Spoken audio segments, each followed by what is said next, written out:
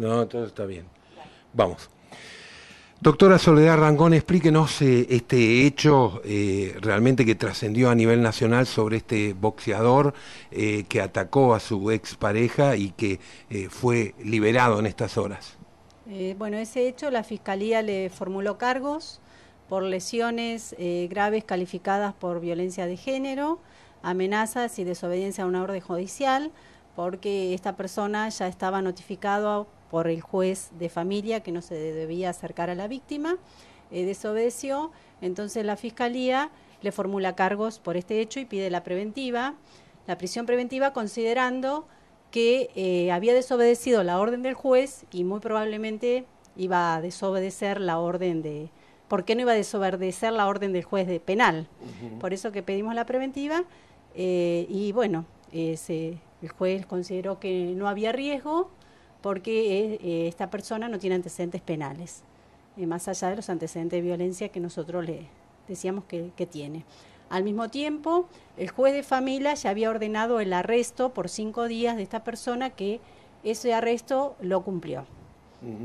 Nosotros la semana próxima seguimos con el proceso, más allá de que esté en libertad, y vamos a presentar la acusación formal por estos delitos.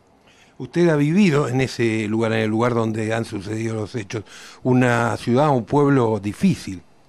Sí, existen muchos antecedentes de violencia familiar, pero como le digo, hay un juez de familia que ordena los arrestos cuando hay desobediencia. Es decir, que más allá de la parte penal, que es la que nos toca a nosotros, el juez impone los arrestos. Pero hay numerosos casos, es bastante conflictivo en violencia familiar.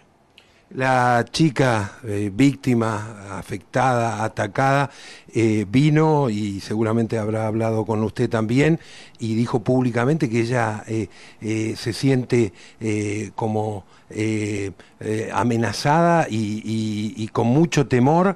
Dice, ¿qué esperan? ¿Que me mate? Sí, la víctima tenía mucho miedo, generalmente nos pasa en estos casos, las víctimas están aterrorizadas, es feo sufrir golpes en la cara, más precisamente, bueno, en todo el cuerpo fue, pero en la cara, con el bebé, y sí, realmente tenía mucho temor, y bueno, una de las cosas que nosotros creíamos que por lo menos por un tiempo tenía que estar encarcelado, justamente eso, para proteger a la víctima, que hoy está con custodia policial. Más allá de su disconformidad con la medida, ¿por qué se lo libera a este boxeador, a Becho? Bueno, en principio por ahí habría que preguntarle al juez, ¿no? O sea, ya le digo, nosotros pedimos porque consideramos que había riesgo, pero bueno, por ahí sería una respuesta que le tiene que dar el juez. Entonces reformulo la pregunta, ¿por qué ustedes sí consideraron que no se lo tenía que liberar? En principio por el riesgo de que es posible que al no cumplir la orden de familia, o sea, no nos daba una razón de que en esta vez iba a cumplir la orden penal, porque ahora el juez, si bien lo libera, sí le pone la restricción. Nuevamente le dice que no se acerque, que no ejerza actos de violencia. Bueno, nosotros en principio consideramos que podía existir un riesgo y además la víctima, que el temor, ¿no? Después de tan poquitos días de haber sufrido ese hecho, con él en libertad es como que tiene un temor, ¿no? Y hay riesgo, o sea, eso es lo que nosotros consideramos. Quiero llevarla un poco a lo que la gente mismo preguntaba y en nuestro canal también de alguna manera lo expresaba, el público también. Si es que ese riesgo lamentablemente y se puede concretar incluso con un riesgo de vida hacia esta joven de 21 años, ¿quién se hace responsable de esa vida? ¿Hay una responsabilidad judicial sobre las medidas anteriores tomadas? Y a veces lo que pasa es que los funcionarios judiciales se enfrascan en normas, en estructuras jurídicas, en papeles, y por ahí nos olvidamos del sentido común, ¿no? de la sociedad, que es lo que nos reclama, y en este caso, bueno, es la protección que le debemos dar a esa víctima, porque después nadie se puede hacer responsable de eso. O sea, lo que vaya a suceder, Dios dirá. Volvemos al caso en estos días. Esta persona volvió a Rincón de los Sauces, en principio también la madre con sus hijos, su expareja. ¿Cuáles son los próximos días? ¿Se puede esperar un juicio? Sí, con el nuevo código prontamente se puede dar el juicio. O sea, nosotros presentamos una acusación y cuando la oficina judicial disponga una fecha de juicio, vamos a ir a juicio. O sea, no creo que supere unos 60 días el juicio. ¿Y ustedes consideran que las lesiones que se le produjeron a la víctima, a esta joven de 21 años, son graves? Hay una discusión técnica jurídica en ese caso, que bueno, vamos a analizar y vamos a peritar las lesiones para estrictamente ver el carácter de esas lesiones.